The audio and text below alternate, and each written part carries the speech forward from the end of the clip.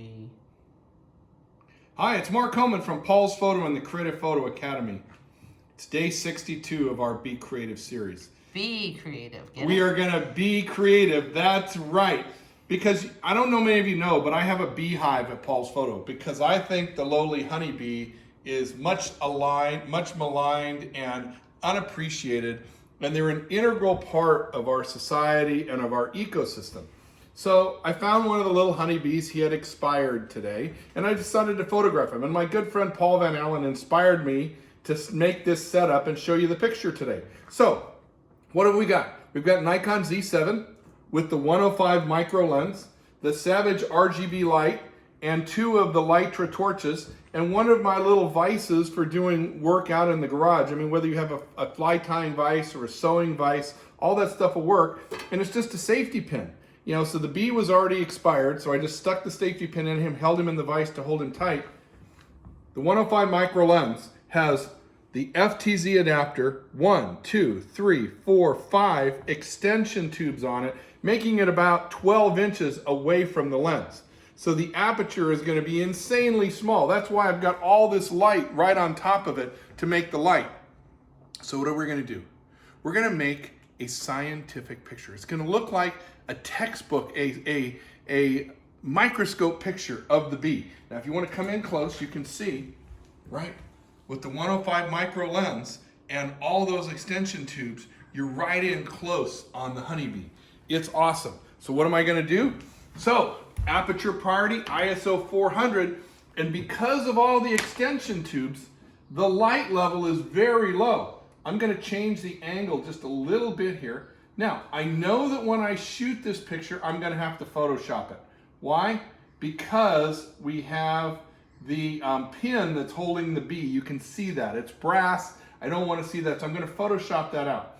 So now I'm just adjusting the picture just a little bit, and I'm going to touch. Right? It's a half of a second exposure at ISO 400.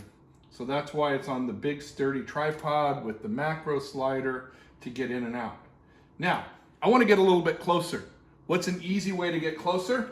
I'm going to add the 1.4 teleextender. Now, usually the teleextender is used on a big telephoto lens to get in closer, but it's going to work here for my bee. So I'm going to add this right up to the front, behind the lens. So it's going to make my 105 micro into about 150 millimeter lens. And now you see the benefit of the macro slider. So I'm gonna, come in closer. Now I'm gonna pull farther back. I need to pull farther back. So I'm gonna take the macro slider and I'm gonna slide. Here we go, sliding. So that way you don't have to move the tripod.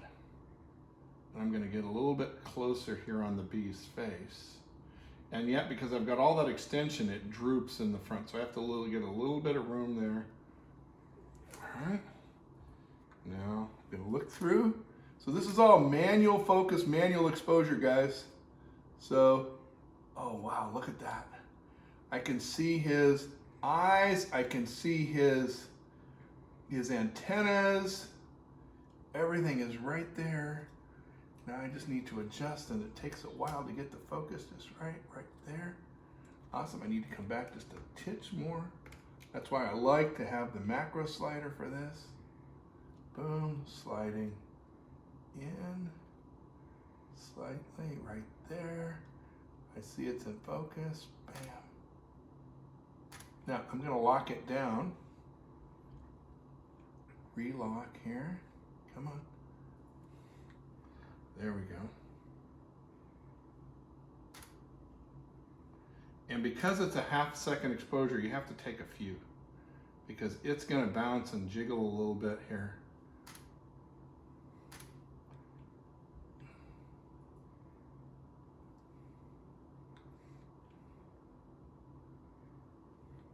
There we go. Settle right there.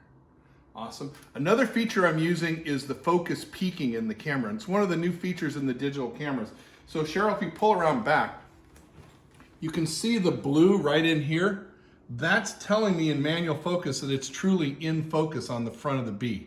So I'm loving this picture. Take a look. Look at that, isn't that glorious?